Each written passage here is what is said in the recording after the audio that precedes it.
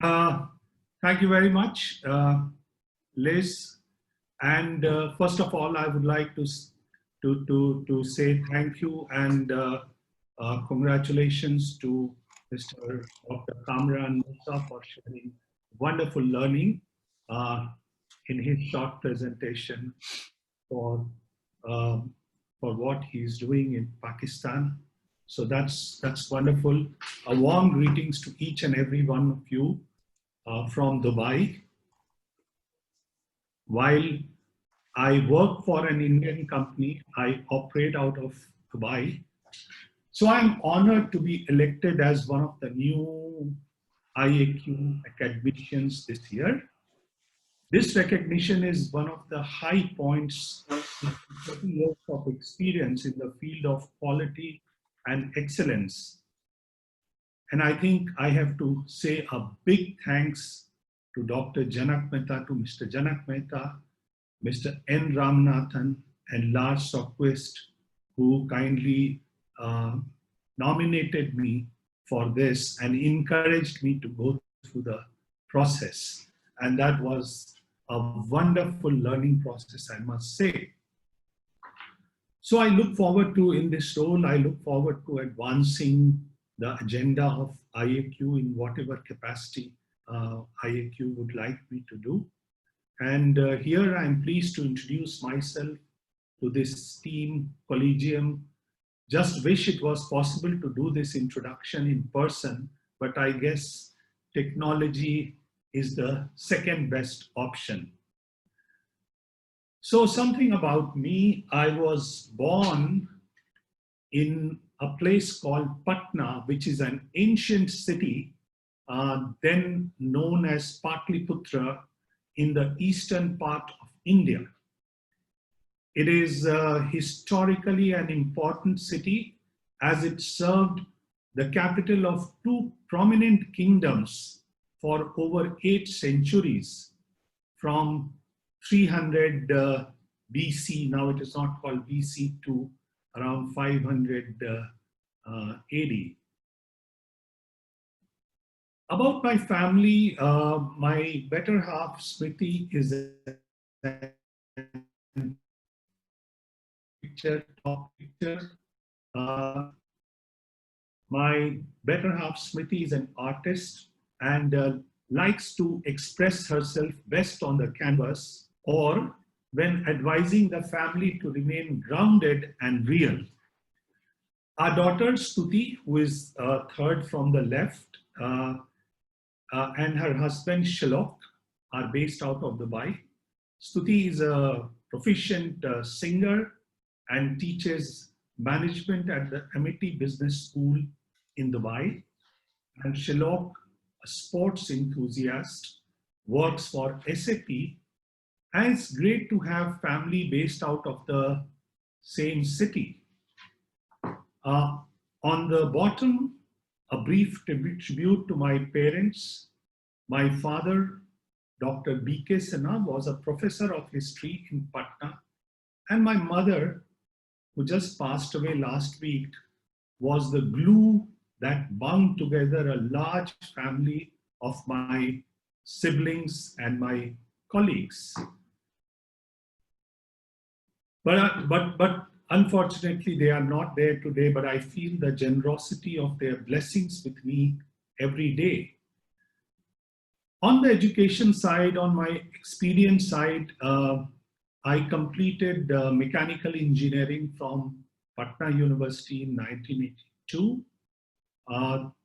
And then immediately from the campus itself, I joined Tata Group in the steel company at Jamshedpur on the eastern part of India. Through my tenure with Tata Group, I have undertaken courses in quality, advanced management, leadership in globally renowned institutes like Japanese Union for Scientists and Engineers, NCR France, and IMD in Switzerland. 3 hobbies: fishing, cooking, and photography. They help me to unwind, and I do find time to learn and practice more of these hobbies whenever I have free time. The painting on the right is the creative expression of my wife on the canvas, and she likes to do many genres of painting, and they are displayed in various exhibitions here. I'm a lifer in Tata, having completed close to 3.5 decades within the group, and obviously owe a great deal to the opportunities and lessons I have learned in Tata's. The Tata Group, as many of you may know, is India's largest business group with 150 years of legacy, and obviously has been at the forefront of globalization and transformation. It has operations in more than 100 countries through more than 722,000 employees world over. The group revenue stands at 113 billion, of which over 64% is generated outside India. The ethos of the group is well reflected in the mission statement, which is given at the bottom of this slide, which stresses the centricity of our communities. Tata is a diverse group comprising of 100 plus companies. It operates in 10 sectors. You can see almost everything that we do, Tata is present in that sector. And jokingly, sometimes it is said that Tata is a salt to software company. We have some of our companies are top players in the world in the IT services, in the steel making, in commercial vehicles, in branded tea, in watches, in soda ash, and in sodium bicarbonate. Some of our global brands include Tata Consulting Services, Jaguar and Land Rover, Tata Communications, Tetley Tea, Tata Motors, Tata Steel, Titan Watches, Taj Hotels, and Voltas.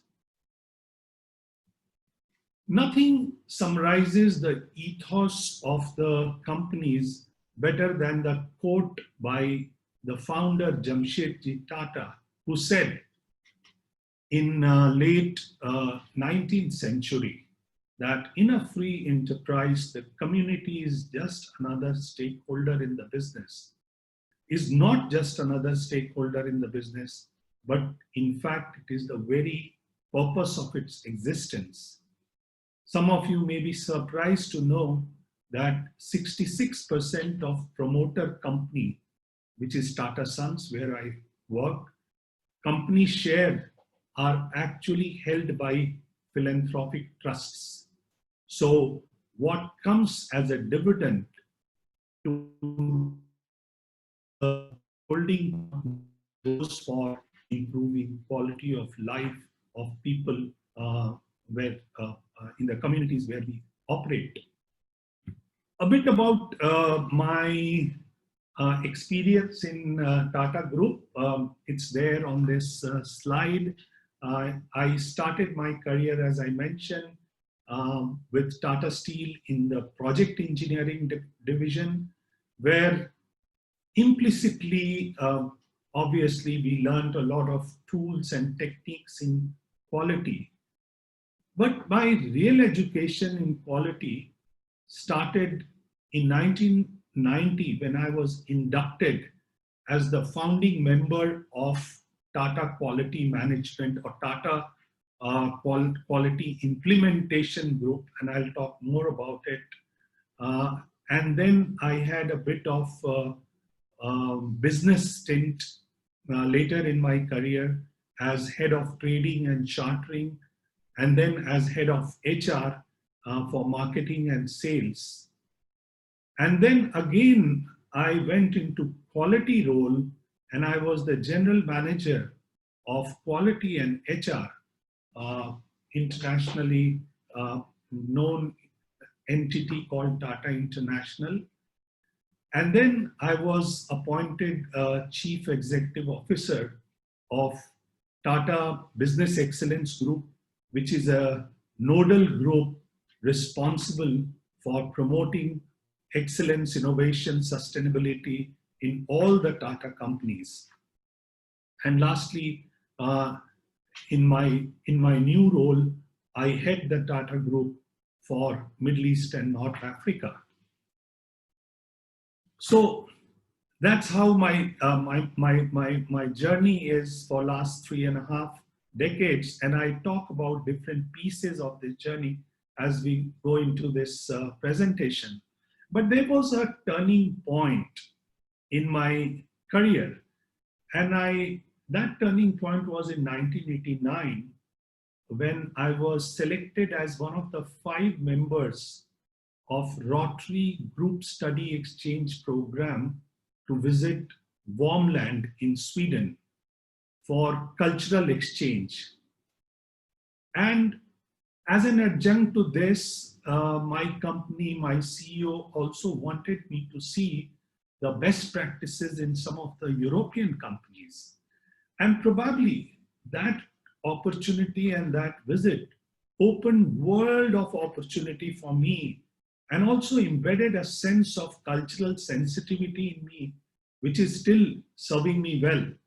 And on a personal side, Sweden in the last over 3 decades has become my second home, as some of the families are so close that we keep going to each other's place again and again.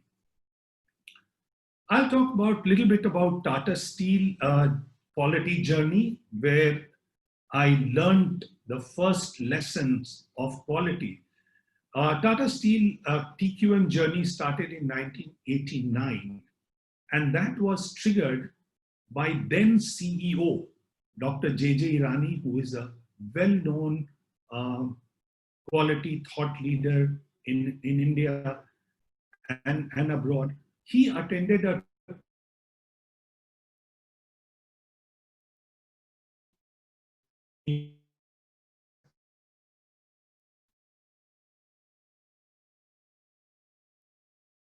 seminar. He made his EDCA list, 5 elements, and these 5 elements were that TQM, he learned that TQM begins at the top. And he took that message very seriously. And soon after he came back, he formed a 5-member total quality implementation group directly reporting to him. And I happened to be one of the founder member of this group. The group was tasked to promote TQM in Tata Steel, then a behemoth of 75,000 people. The second lesson, which he wrote in his own handwriting, that company-wide training is a must for understanding what, why, and how of TQM. And then a number of training programs started in Tata Group to cover all 75,000 people for top leaders, some learning missions, some external trainings. Train for Trainer program was initiated, and basic TQM training was given to each and every employee of Tata Steel. The third lesson that he wrote was culture of continuous improvement should cut across all functions and hierarchy. And we initiated the culture of continuous improvement by initiating quality circles for workmen, Juran project by project approach for all managers, and ISO 9000 was implemented in hundreds of departments of Tata Steel. The fourth lesson that he learned was we need to regularly review the progress on quality, and finally recognize people to encourage the right behavior. And on those fronts, a number of initiatives were taken to review the progress. A Baldrige-like Jane Tata Quality Award was instituted, and multiple competitions were initiated, and for recognition, various programs were initiated in the company. One of my primary role in, sorry,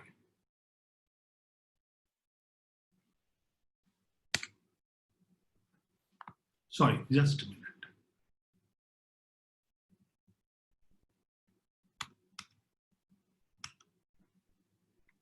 Just give me a sec. It's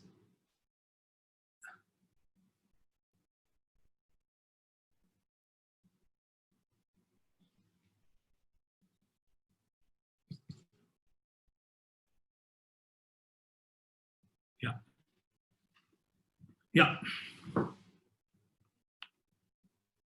It's frozen now. Can you hear me?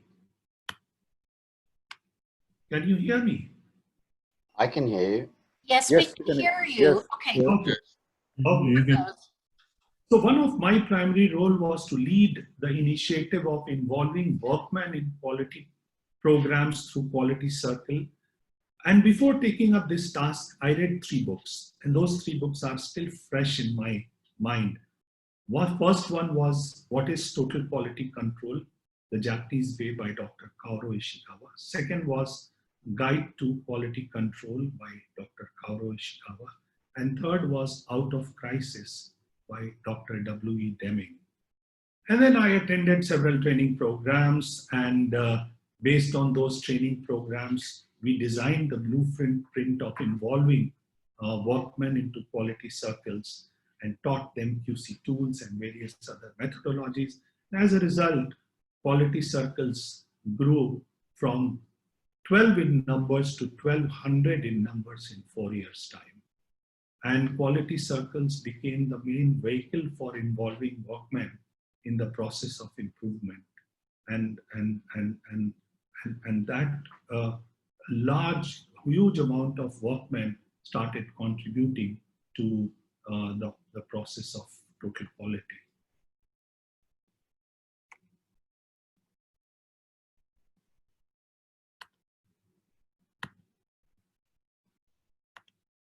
Let me talk about the Tata Group now. 1994 had also decided to embark on a quality journey, and it all started with in 1991 when India decided to open up its economy, and that era of liberalization presented the most fundamental and probably the existential challenge to Tata Group, because India was a protected economy, and after decades of economic protection, the group was suddenly faced with competition from developed market with better quality products and services and mature supply chain, causing significant disruption across industry. So coincidentally, when this this burning platform was getting ready, we had Mr. Ratan Tata, who was appointed as the chairman of the group. And in my view now, 30 years of experience, I think a successful transformation requires a burning platform and a leader who can steer the organization through this turmoil. And fortunately, we had both in place, the liberalization as a burning platform and Mr. Ratan Tata as a transformational leader. So large scale a transformation like Grand Orchestra was initiated, a Tata Business Excellence model was adopted, and this was fashioned on Malcolm Baldrige, a model. A small team was created called Tata Business Excellence Group, which was an expert team to support this movement. Tata Code of Conduct, which was a undocumented value system in the group, got formed. A new program business promotion was started. I'll talk about this program. Sometime corporate governance was included in the excellence program. Innovation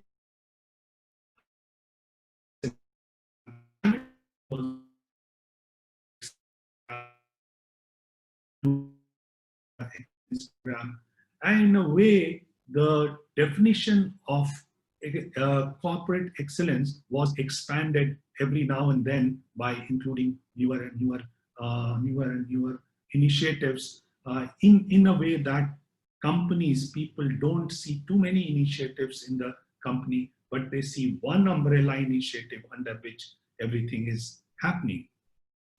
This brand equity business promotion program was a very, very interesting program, because under this, Tata companies had to adopt Tata Business Excellence program and embark on business excellence journey for using Tata brand. All Tata companies had to sign a commitment letter to run their business excellently and ethically. If they don't, they are not given the Tata brand to use. They can't use Tata brand. And also, they were given certain milestones to achieve in certain time. And if you don't achieve those milestones, company ran a risk of losing Tata name. And I think this was a master stroke by the group, because this has ensured that companies year after year, for the last 25 years are continuously running on the treadmill, and they are never off the treadmill, continuously working on excellence program. I talked about Tata Business Excellence Group, and this Tata Business Excellence Group was a facilitating group at the group level, and it basically does four things.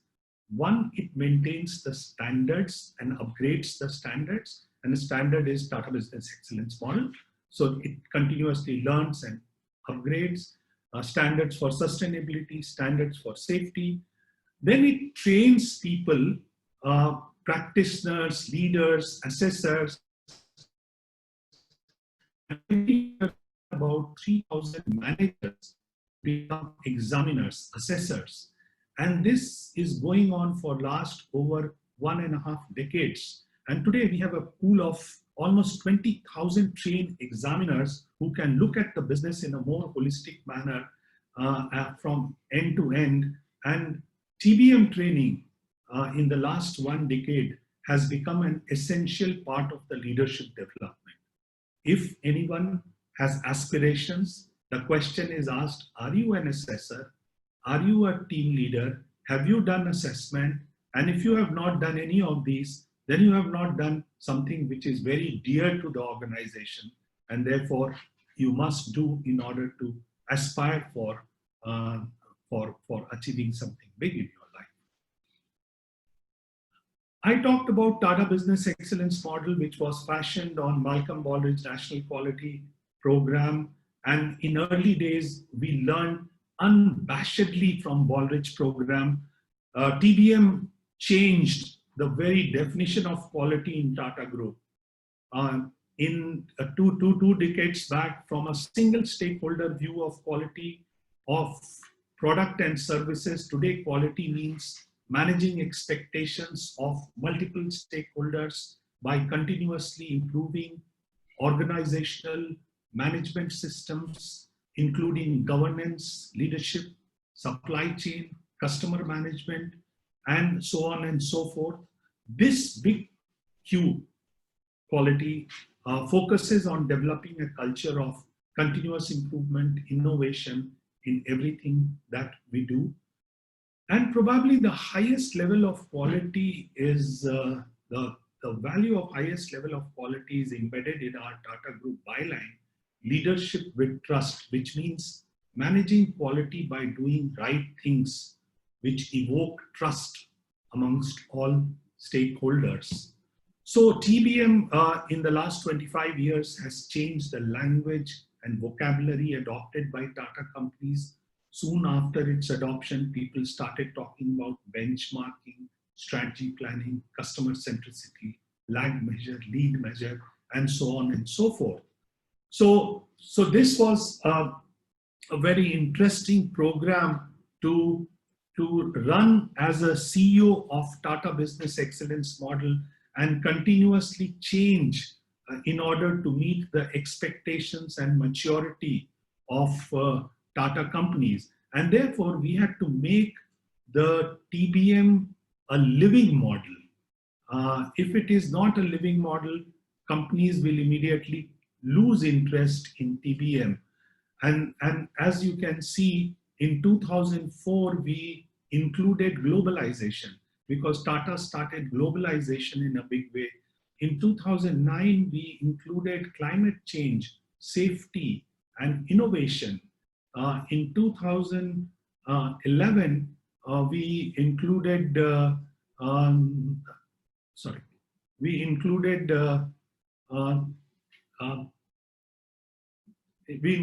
other initiatives. Then in 2014, we changed the award threshold from 600 to 650 because we realized that companies who have not done very extraordinary things are also aspiring for awards. So we needed to change the goalpost. So we did that. And by 2015, TBM is now used as a strategic deployment framework for all companies, for all businesses of Tata Group. It is important that companies which adopt any initiative, they stay on course. And here you can see the number of Tata companies that are assessed every year from 1995 to 2019. And this is an indicator on how companies have gone through this process year after year, creating a virtuous cycle of assessment and improvement. In the last 25 years, we have done 800 plus TBM assessments, have carried out in the last 25 years, 6,000 assessors have participated in this mammoth exercise, and the journey,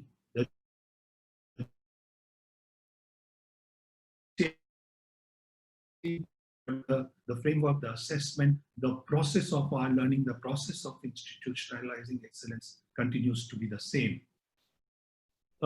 These are the Baldrige maturity steps for excellence. I will not spend much time on this, but this chart is interesting, and you can see that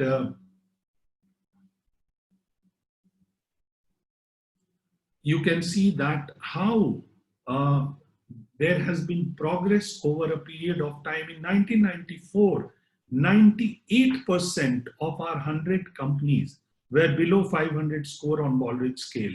Today, it has reduced to 18%. In 1994-99 timeframe, only 2% company were industry leaders. That is 600 plus on Baldrige scale. Today, we have 40% of our company which are industry leaders, which are 600 plus. And the journey goes on, we can gauge the impact of this program in other ways also. This is the average score of the group, 2.5 times in 25 years. Despite absorbing new companies on the way, Tatas have absorbed almost double its capacity, or more than double its capacity in the last 20 years.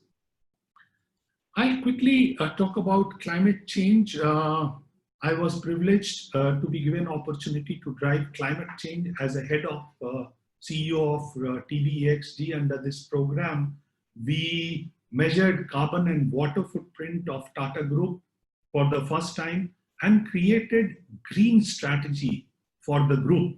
We partnered with the best minds. We looked at the best companies in the world like Siemens, IKEA, Telenor,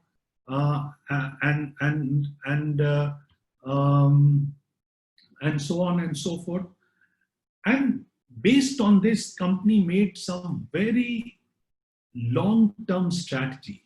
Tata Motors decided to go in for electrical vehicle.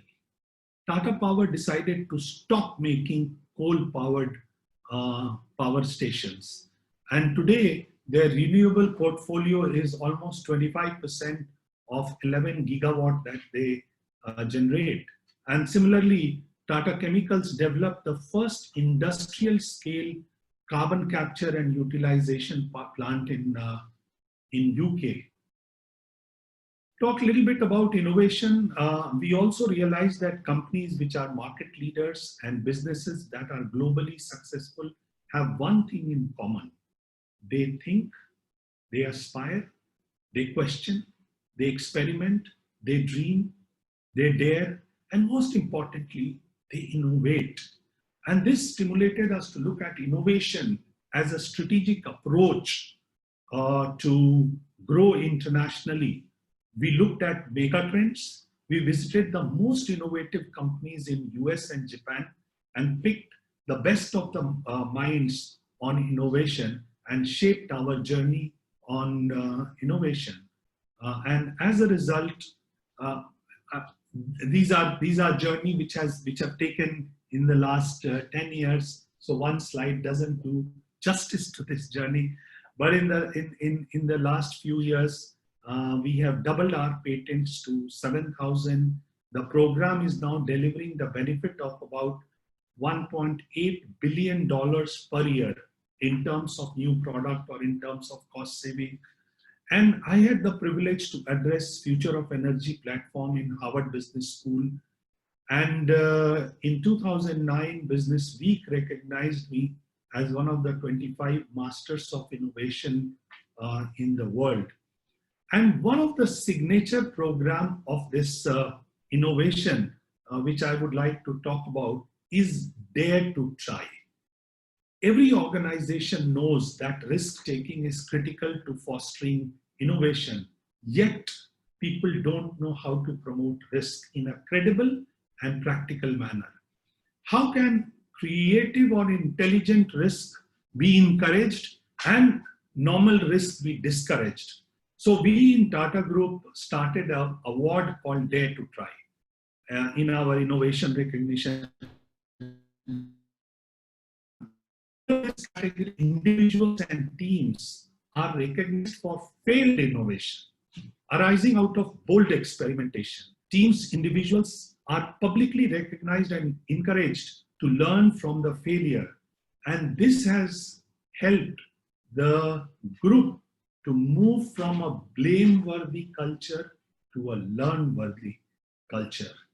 And so on and so forth. And the most important thing is these failures are today gold mines for new innovations because they used to be brushed under the carpet earlier. So after this role as CEO of TBXG, now I head the, as I mentioned, head the Middle East for Middle East and North Africa for all the Tata companies, and my role is expanding the footprint of Tata Group in this region. I also support the quality programs of various countries in this region.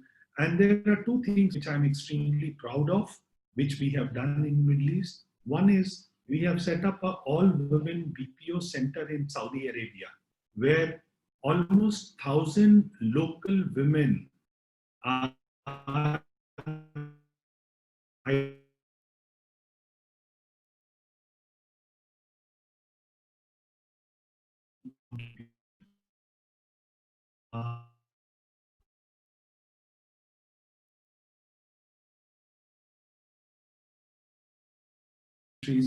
Minister and Melania Trump has visited this center. I'm also proud of the fact that we have created a very important joint venture between Voltas, our company, and Archelic in India for manufacturing and sale of consumer durable products in the last couple of years. And finally, as part of MENA region, I'm also supporting business excellence program as a speaker in various forums which are there on the right side. I'll not take much time on this. And in 2015, the Malcolm Baldrige Foundation appointed me as the first non-American member on its board. And I'm serving Malcolm Baldrige Foundation for last 6 years. And as a group, Tata Group has taught me one thing, that and has encouraged me to steal shamelessly and share unhesitatingly all the best practices that we know of, and we are doing that. And in Middle East and in other places, we are happy to learn and share the story and the experience that we have in Tata Group. In the journey, there are some people who always inspire you, and I have been a great admirer of Dr. James Juran, and a lot of my early studies, practices in this field was based on his philosophies. I was privileged enough to attend his last public outing, the last Hurrah, and it's a memory to cherish. Many of you may not recognize me. It's me 20 years back. Another leading thinker, and I am so honored that he is here today in this meeting, Dr. Kano. Dr. Kano's model has been a constant reference for evolving the quality standards in Tata Group.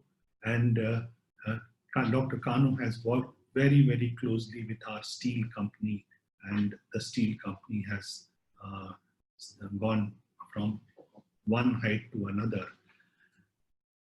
Other inspiration is my own CEO, Dr. J.J. Irani, who actually inducted me into quality. He introduced me to the world of high quality, and I fell in love with this subject because of his guidance. He was also my chairman when I was the CEO of TBEXG. So we have a 20-year-long association. Mr. Ratan Tata, I will humbly skip introducing him, was the person who inspired and entrusted me with the ecosystem of the Tata Group. He was my guide, he was my mentor, and constantly enhanced the scope of my learning by adding complex and interesting areas like innovation, climate change, safety, corporate governance, affirmative action into the umbrella of TBEM. These are some of the,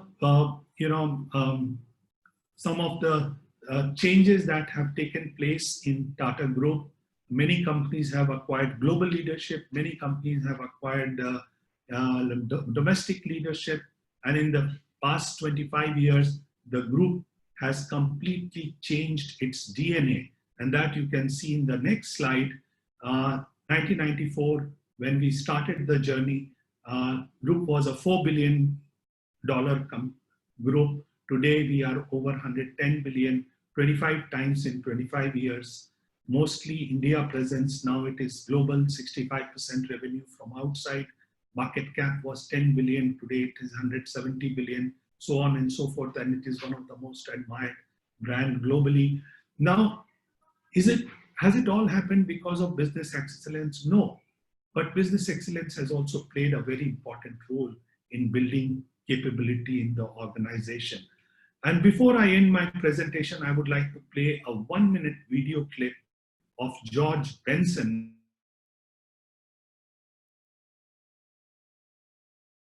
Keen interest in Tata's business excellence journey. And when I really dug into the Tata situation and what Tata's doing, I said, oh my gosh, they've actually started to do some of these things. We're not doing them here in the United States. They're doing them. That was exciting. So that motivated me even more. What's been achieved has been incredible. You can take one company and apply the Baldrige criteria over a number of years, but to keep it going beyond 3, 4, 5, 6, 7 years is really a challenge. But now you talk about taking upwards of 100 companies, including subsidiaries and so forth, with Tata, and keep that going for 25 years. That's remarkable. This is world class. Tata is a role model that we all should be looking to.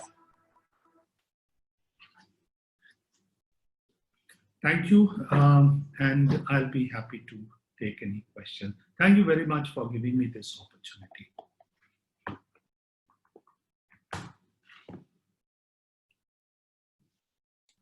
Sunil, thank you very much, and our sympathies regarding your mother. Lars, you had a question? Yes. First of all, Sunil, I'm very, very glad to have you on board IAQ, and I look forward to get you more involved in many of our activities. And second, I want to ask you a question. I think it's a question that many of us have. We can see over time that the interest for quality is going up and down, and it's very difficult to keep it stable on a high level. And exactly as the video in the end here talked about your success in keeping up there for 25 years for 100 companies. What is your experience? How could we get a higher constant level of the interest of quality over time in not just Tata Group, all over the world? What should we do? What is your comments on that? Lars, thank you very much for asking this question. And many of us in different parts of the world have struggled with this problem. And if you look at the history of quality movement in different parts of the world, in different companies, you will notice that, it rises with a particular leader leading this program. And as soon as the leader moves out of the scene, many a times quality bleeds out of the organization because the new leader has new thoughts, new programs. He wants to make a new stamp, his stamp on the organization. So these are some of the real challenges. I think there are two things that I guess we need to look at. One is that, like what Tatas have done, that if you have to use Tata name, you got to be part of this program. You got to participate in assessment, improvement year after year. And if you are not improving, then the group can ask, why should Tata name be given to you? So there has to be some higher purpose for quality. And in our case, the higher purpose was to remain associated with Tata name. So that is a very important thing. Second thing, I also realized that the quality framework programs which started in late 80s and early 90s, many countries, many companies have not made enough changes. And therefore, sometimes the participants have more knowledge about quality than the providers of quality. And as a result, they lose interest. And we are facing this problem in Ballridge, where we have found that the large companies, manufacturing companies who were so enthusiastic about business excellence, performance excellence in early 90s and late 90s have all disappeared. And who are there now? The smaller companies are there, healthcare companies are there, because it is new to them. And therefore they are. Tomorrow, after they learn this, I guess they will also follow. So there are two things. One is there should be higher purpose for which they should engage with quality. And second is there has to be continuous improvement, changes in the manner, in the framework, in the assessment, in the way people learn quality, the things that they learn. So that continuously, that has to change. Probably that will help in creating greater stickiness of quality in the system. One of the things that, Lars, I admire a lot about Sweden, when I went there, I found that the king has, for the last 15 years, every year he has handed over the award himself. That is a huge motivation, and I'm sure people would like to. That's that.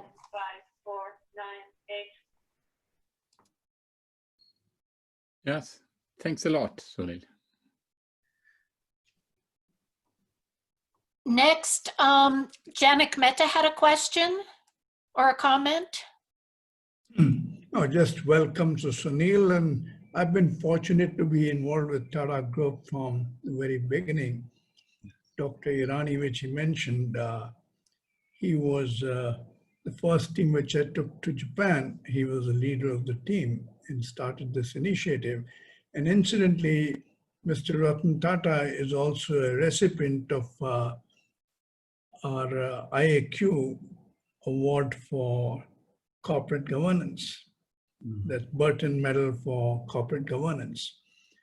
So we have an association, and I think proud of that. Welcome, Sunil. Thank you very much, Janak, and we are very thankful to you for your guidance for last over 3 decades. And I have to share here that I attended my first training program on TQM, which was organized by Janak. Then he was in CII, or he had just left CII, and JUSC in Delhi in 1992, and I was fortunate to know him since then. Thank you, Janak. Welcome. So Sunil, may I join the welcome band? Welcome to IAQ. I know that you were personally involved in inserting and integrating sustainability into your Tata Business Excellence model. Though you are following the Malcolm Baldrige model, you inserted it and made it integral to the Tata system, right? So in that context, I want to ask you, what do you think IAQ should be doing? So, Janak, yes, we did integrate, and what we have done is we have learned as Tata Group a way of implementing a new program, and that is a way of through creating a virtuous cycle of assessment and improvement. So whatever comes to us, we convert it into assessment and improvement virtuous cycle, and we learn very fast, because that's the way we know how to learn. So we integrated climate change sustainability also in the TBM model, and which has worked very well to institutionalize some of the things. Although we did not tinker Malcolm Baldrige framework too much, but we used that platform, we used the learning methodology, we used that assessment methodology to encourage companies to adopt and adapt the green strategies. Ram, it would be inappropriate for me at this stage where I'm making my introductory presentation to advise IAQ. I know IAQ is making huge contribution in the area of sustainability.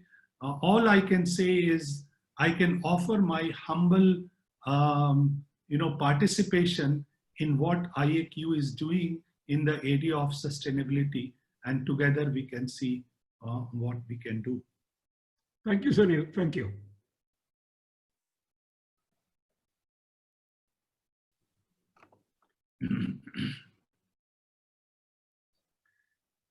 Please, you need to unmute. Let's put on the... Sorry, my phone kept ringing. Sean Rupra, you had a question?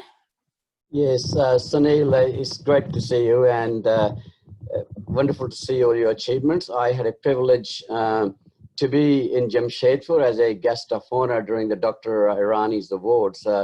So I learned a lot, the runs on the boards you had in Jamshedpur among the schools and other areas. And under your new leadership in May now, what were your key challenges? And maybe you want to talk about one of those and how did you sort of face that and addressed it? So challenges were many, but I think one of the biggest challenge that we faced was by 2004, we had started expanding outside of India, and we had Tata Steel Chorus in our portfolio. We had Jaguar Land Rover in our portfolio. We had Tetley in our portfolio. We had many telecom companies in our portfolio. And I think the biggest challenge was to expand this program to the newer geographies and understand the cultural nuances of how you can do it in Tata Daewoo in South Korea and how you can do it in Jaguar Land Rover. The methodology will be very, very different. And that was, I think, the biggest learning. We had to reinvent ourselves. We had to reinvent the whole program in a manner that everyone finds the program very, very inclusive. And that is one of the learning which I bring on the table when I sit on the Baldridge board.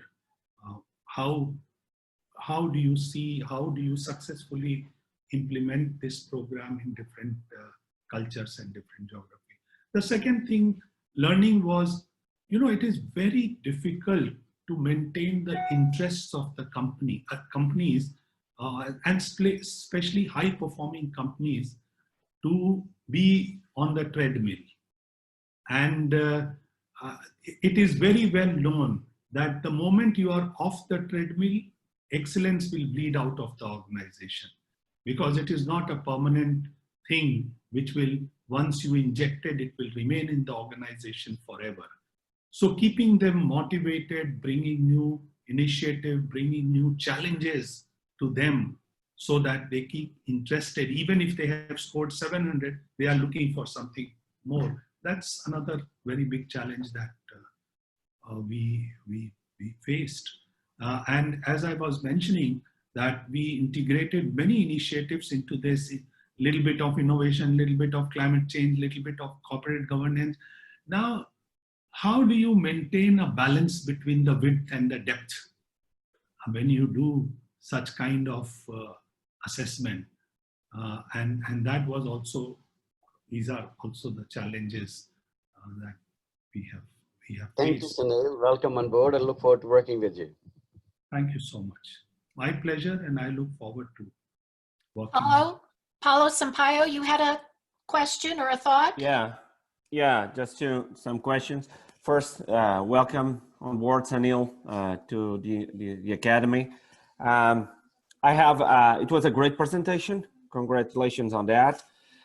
Just some questions, and I would like to hear your thoughts about that.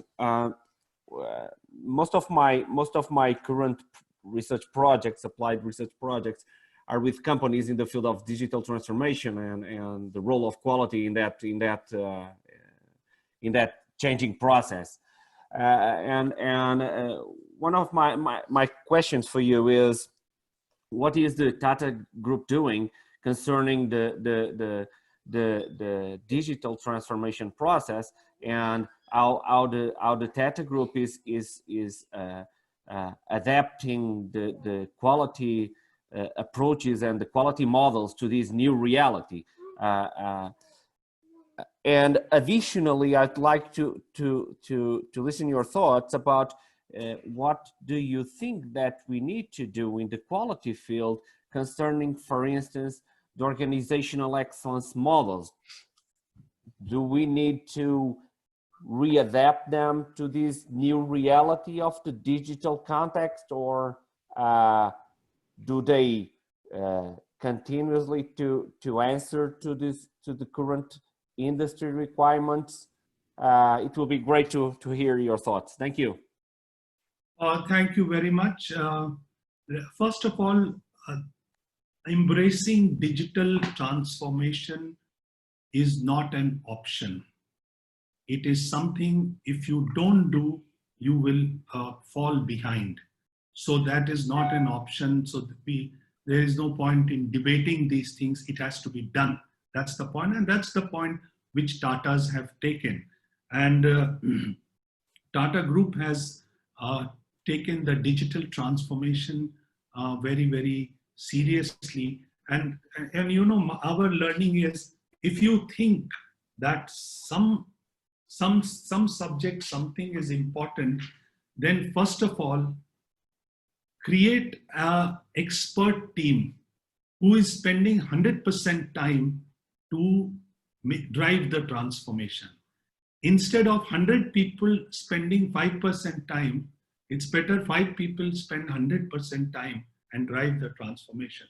So at the highest level in the group, we have created a digital transformation officer, and all the Tata companies have been advised to have a digital strategy and have a digital transformation officer and have digital strategy. So different companies like hotel industry is looking at digital differently, and watches are looking at digital transformation differently. But all of them are looking at how to leverage digital transformation to expand their market or to service their customers better or to improve their performance in whatever way they can. Even the quality group has adopted the digital methodology in their assessment process, in their digital, we are also now evaluating the digital readiness of the companies and trying to bring out what is good, bad, ugly in that area, so that, you know, the agenda is in front of the leadership team and they know what can be done. We have best practices where we are sharing the best digital practices in the group so that the process of learning is accelerated. In the nutshell, it is not only important, it is imperative that we adopt. We are working on that. And I think in the next 3-4 years, the framework should change, the methodology of assessment should change, the company's strategy has to change, and digital will be the way of life. And especially after this COVID, I think this whole process is going to become very, very rapid. The change is going to be very, very rapid. Cameron, you had something to a question or a comment? Yeah, thank you, Sunil, for a very wonderful presentation and an excellent work that you are doing at Tata.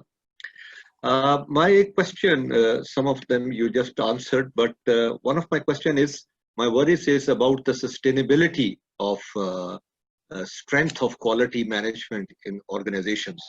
I see your award is creating a lot of mobilization and movements in upgrading the quality systems and quality processes.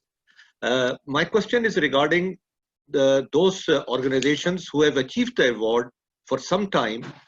Do you have any mechanism of measuring their strength or effectiveness after a few years of attaining? Because I've seen some of these organizations in general, after they achieve the award, after a few years, I see them also going back or going a little lethargic. So just my question is, how do you measure the efficacy or effectiveness of organizations who have already achieved the award after a couple of years? So, Kamran, I'll share my personal view on that. And I think Mr. Tata understood this challenge very early in the game. And when we started our journey as JRD QV Award, and whenever a journey starts with award, the journey ends with award. And we have seen so many examples of that. I'm seeing mostly, there are other exceptions also where companies have won the award and they continue on the journey. But I'm saying generally, there are more cases where after winning the award, after crossing the line, people or companies, they lose the steam and they don't look forward to anything. So what we did in Tata Group is we don't call it award, we call it a business excellence, Tata Business Excellence Program, Tata Business Excellence Model. Award is one of the milestone. Award is nothing. Beyond award, you have to show your role model behavior. You have to demonstrate your excellence on safety. You have to demonstrate your excellence on sustainability. You have to demonstrate your excellence on innovation. And it's like a race without a finish line. So basically, we need to start a program which looks like a race without a finish line and not an award-centric program. Baldrige program is also facing the similar problem we debate every time in the board, that how do we encourage companies which have won Baldrige Award to continue to continue to get inspired by Baldrige. So that's Kamran, you have raised a very valid point. It's a very, very big challenge. And we need to find innovative ways to keep the companies engaged. And Tata Group has found its own way to keep the companies engaged for 25 years. In those 25 years, 3 new chairmen have come to Tata Group, and all 3 have, with the same passion, has driven quality, because it is so deeply embedded now in the system that it's very difficult to unwind it. So challenging, I think there is no unique answer for this. Different companies have to find different ways, but there are some good practices that I thought I'll share through this presentation. Good. But we can discuss offline, Kamran, on this. It's a very interesting subject, and happy to catch up with you whenever you are in Dubai, and we can have a discussion on this. Thanks a lot. Raul, We will do that. Raul Moltieni, you had a question or a thought? You know, I have to make Yes. a small remark, and today I was so moved to see the award which has been given in the name of Ricardo Delana. Ricardo was my batchmate in INSEAD, and in 2004. And Ricardo, I not only were in the same batch, but in the same buddy group. And we spent 8 weeks together in a buddy group. And we did so many things together. And suddenly, and his son is in touch with me, and his family is in touch with me. And suddenly when I saw that, the whole thing, it flashed back my time spent. He was an outstanding quality leader, and I'm so happy that I'm on the same platform where an award is named after him. Okay, good. Raul, you had a thought? Yes, it's, thank you, Liz. I think it's more a question. Sunil, thank you very much for the presentation, but mainly for all the things you've done behind the presentation. I mean, it's astonishing and a really great job done to get to that presentation. So good presentation, but wonderful job behind that. I have a question. You mentioned this fear for failure. Can you elaborate some more about that? What you've done to tackle that? So there are 3 kinds of failure in the organization. One failure is, which is a deliberate error. And this failure has to be stopped at any cost in the organization, and there has to be punitive action for failure such deliberate failure in the organization. There is second kind of failure which takes place because of the lack of knowledge or skill. And these are usually the quality failures, where people make mistakes because they don't know the quality tools, techniques, they don't know a lot of things. Every organization has some sort of tolerance for such failures, and they educate people, they train people, they skill people so that such failures do not take place. But there is a third kind of failure where people try and make some bold experimentation, big plans, big innovation. They invest a lot of money in that, and then it fails. Generally, organizations they don't like the word failure. Managers don't like the word failures. And therefore, in our organization also, and in many organizations, anything which fails are brushed under the carpet. And we didn't want that to happen. And we wanted people who do something extraordinary, who do something bold, who do something which is never thought of. If they fail, they need to be recognized, because we wanted people to become risk takers a little bit. Risk takers in that kind of failures. We wanted that. And therefore, we instituted this award, said, dare to try, dare to fail. You fail, we recognize you. You fail, chairman will shake hands with you. You won't believe, first year in whole of Tata Group, which was at that time 400,000 people, only 3 people came with a bold failure, because they thought their salaries will be cut, their jobs will be lost, their promotion will be stopped. And it was so difficult to convince people that no, we really mean it. And we really mean that, if you have done this, please come and please share it with us. And slowly people got comfort. They started sharing with us. You won't believe today, most of the failures, when you analyze, you find that they have failed because one of the reasons that we have analyzed is because their superiors were threatened. They were not comfortable that their own people come up with very innovative solution, and they overcast their career. Second reason was we found that the innovations are failing because probably they are a bit too early in the market. And the third reason why it was failing, because the company was not spending enough on the technology and on commercializing the whole concept.